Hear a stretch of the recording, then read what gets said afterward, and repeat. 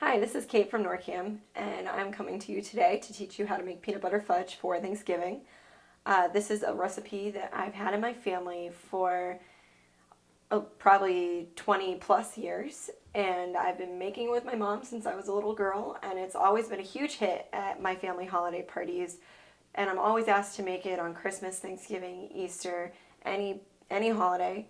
This is a great dessert to make if you're hosting Thanksgiving or going to somebody else's house and want to bring something with you. It's relatively simple. It doesn't take too much time. You don't even need an oven for it. All you need is a stovetop. And we're coming to you from this really tiny space. I really looked for an industrial sized kitchen to rent out so I could have tons of space because I like big space. But all I got was this little 3x3 closet. I'm part Keebler elf, so I can make do. Alright, first things first, let's go over what you're going to need to make your fudge. You're going to need a 9x13 pan. You're going to line it with foil and butter it lightly. That is so later on when you're cutting the fudge up, you can just lift it out of the pan and then the butter makes it so you can just peel the foil off. You're going to need 3 cups of white sugar. I've already pre-measured everything out, and that's just to make my life easier. Whether or not you want to do that, that's up to you. There's not too much prep time to make this. You're going to need 3/4 cup of butter or margarine, and as you can see, that's just a stick and a half. I know it seems like a lot, but this recipe makes a lot of fudge, so it's not as bad for you as I'm making it sound. And then you're going to need 2/3 cup of evaporated milk. Be really careful when you're pouring it. If you're clumsy like me, you will have already spilt it today, which happened. Luckily, I did not dispose of the rest of the can, so I still had a little bit left so I could make it for you.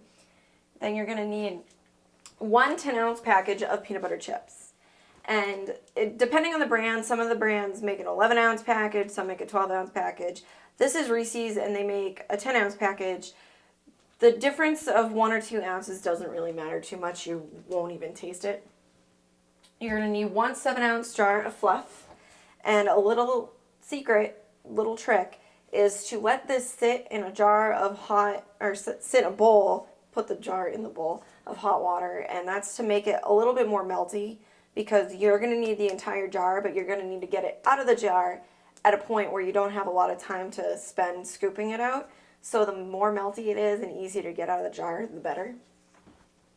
And then last but not least, you are going to need 1 teaspoon of vanilla extract. I don't know if you can see it in there, but if you've baked before, you know exactly what I'm talking about. And that's everything you're going to need, so I guess now I'll show you how to make it. First, you're going to take your milk and you're going to pour it into the pan. And you're going to turn the heat on because you're going to need to melt the sugar with the milk and the butter, and you need it to come to a boil. So you get rid of your milk and then all of your sugar.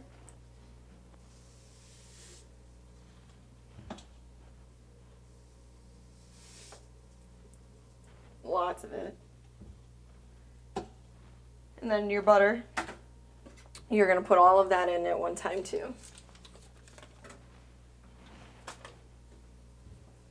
My first time using this stovetop, and it smells weird.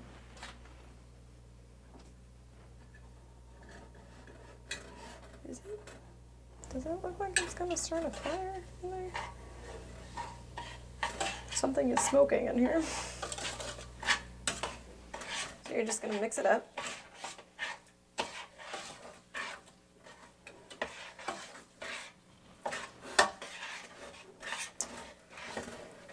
Don't quite know what's smoking. I'm gonna put it on the back burner here so I can shut that one off because it looks like there's a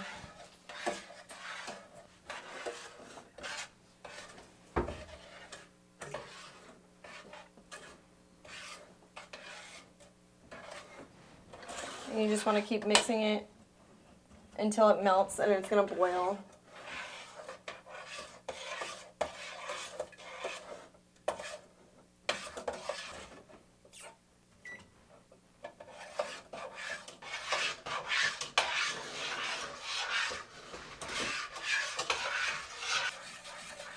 And one thing you want to do is you want to constantly be moving your arm. You want to keep mixing it together because you don't want any of it to burn. If you let it sit at all, you can stop for a second just to see if it's starting to boil, but you want to keep scraping the sides and you want to keep moving it, because if you let it sit, the sugar is going to start burning and it's going to get stuck to the pot that you're using.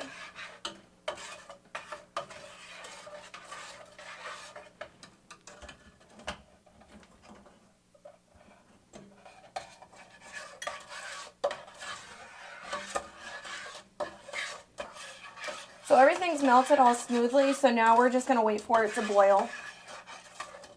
And once it boils, you want to stir it for 5 minutes. And once that's done, stirring it for 5 minutes just gets everything blended perfectly the way you want it. And then once that's done, that's when you add everything else in.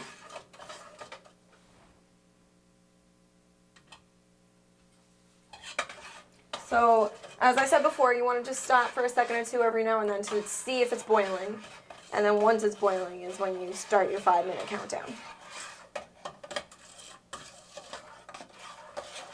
And now we're starting to boil, so it's 1:48, so I'll stop in 5 minutes.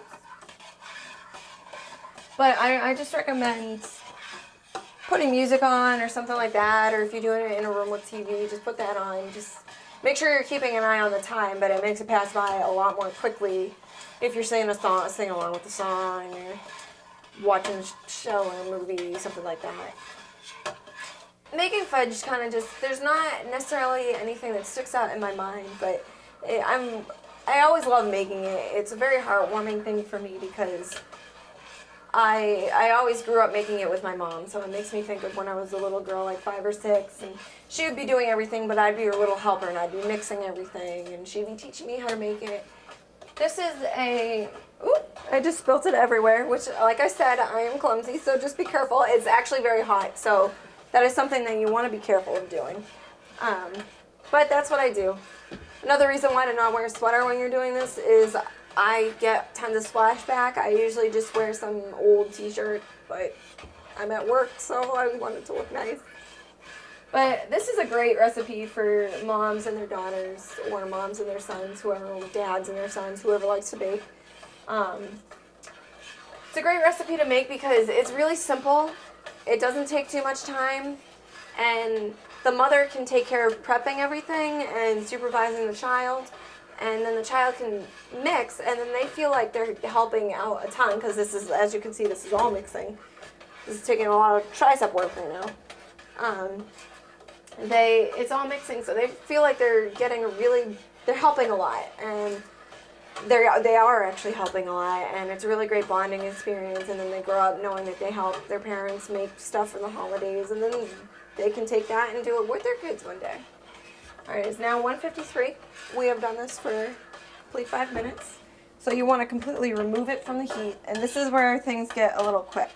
After you've removed it from the heat, you want to take your peanut butter, and you're going to just pour it in, and you want to mix that until it melts.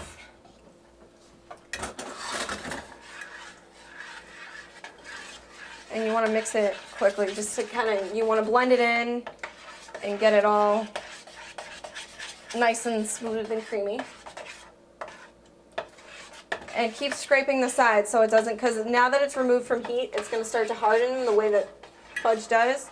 So you want to keep scraping the sides so none of it really gets stuck before you're done. Once that's all blended, you're going to take your fluff.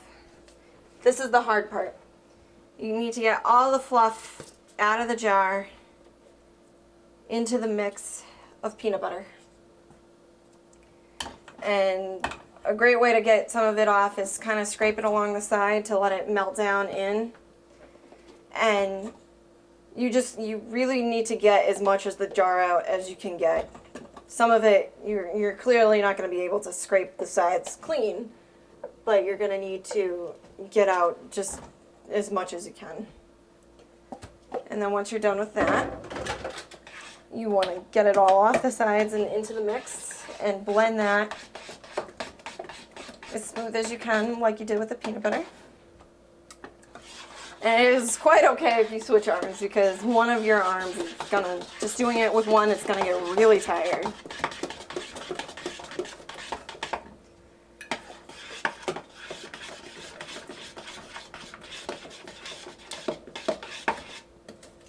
And then once that's all mixed together, you're going to take your vanilla extract. That's your very last thing. Just adds a little bit of flavor. You just pour that right in. And then you mix that all in until it's well blended. And then once everything's all set, you're going to pour it into your pan.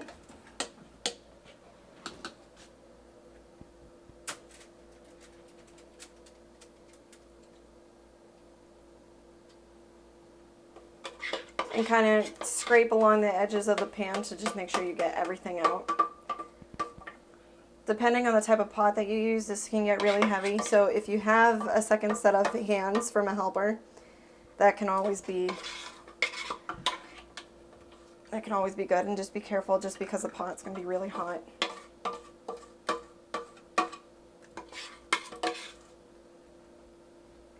And then once you're done, you kind of just want to smooth the spoon around on top and make some swirls and stuff, and it makes it look really pretty. So when you cut it up, it's going to have nice little swirly pieces on top instead of being all chunky and ugly. And now what we're going to do is we're going to place it in the fridge for 2 hours or until it's hard, and once it's hardened, we will cut it up. Well, it's been a few hours since we put the fudge in the fridge, so it should be nice and hard now. So what you want to do is you want to lift the tin foil out of the tray like I mentioned before, which makes it easier. And then you kind of want to just peel back the foil edges that are stuck around the fudge. And since you buttered it earlier, it should just kind of slide right off of it. Now my fudge is still a little bit soft. You might want to wait until you might want to keep it in the fridge a little bit longer so that it gets nice and hardened, and it makes it so when you're cutting it, it's not going to mush together as easily while you're cutting it. So after you've peeled back the foil edges, you're just going to take a big knife. Be careful, it should be sharp. It should be a sharper knife because it makes it easier to cut, because once it's hardened, it's very difficult to slice through. So you're just going to you're going to cut it into little squares or big squares, however you want to slice it. And I usually do it across one way like this, and then I'll come back once I'm done like that, and I'll come back the other way. And also cutting it into small pieces makes it easier to pack up and give away as gifts. Now, my knife is going through relatively easy, but that's because this probably hasn't been in the fridge long enough. So once I'm done, I'm being extra careful to try not to squish it or break it apart. But once this is done, I'll probably just put it back in the fridge to harden it up a little bit more. And since the other way is a little bit longer, it usually takes a few slices to get all the way across.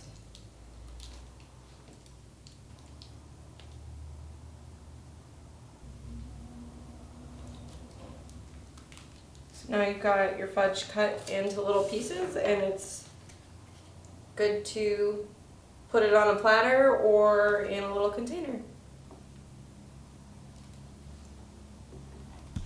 So once you fill up one of these, then you're good to go and you have yourself a nice dessert for Thanksgiving. Happy Thanksgiving from all of us at Norcam.